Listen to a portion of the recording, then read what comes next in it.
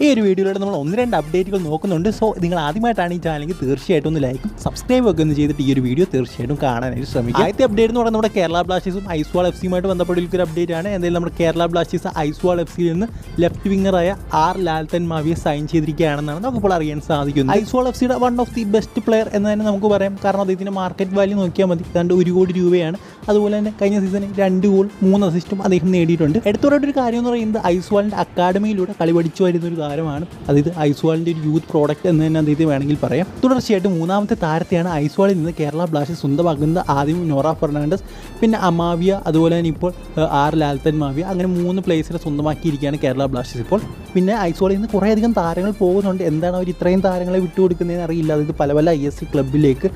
എന്തായാലും ഐസ്വാൾ എഫ്സി അടുത്ത ഐ ലീഗിൽ ഇറങ്ങുന്നോ ഇല്ലയോ എന്നുള്ള കാര്യമാണ് ഇപ്പോഴത്തെ ഏറ്റവും വലിയ സംശയം എന്ന് പറയുന്നത്. കാരണം അവരുടെ കുറേ താരങ്ങൾ പോയി കഴിഞ്ഞു. പിന്നെ എടുത്തു പറയേണ്ട കാര്യം എന്ന് പറയുന്നത് അവർക്ക് നല്ല യൂത്ത് അക്കാഡമീസ് ഒക്കെ ഉണ്ട്. സോ അവിടെ നിന്ന് താരങ്ങളെ അവർ എടുക്കുമായിരിക്കും. ഇനി അടുത്ത അപ്ഡേറ്റ് എന്ന് പറയുന്നത് നമ്മുടെ സച്ചിൻ സുരേഷിൻ്റെ ഈ സീസണിലെ സ്റ്റാറ്റ് ഇപ്പോൾ പുറത്തേക്ക് വന്നിട്ടുണ്ട്. എന്തായാലും നമുക്കത് നോക്കാം.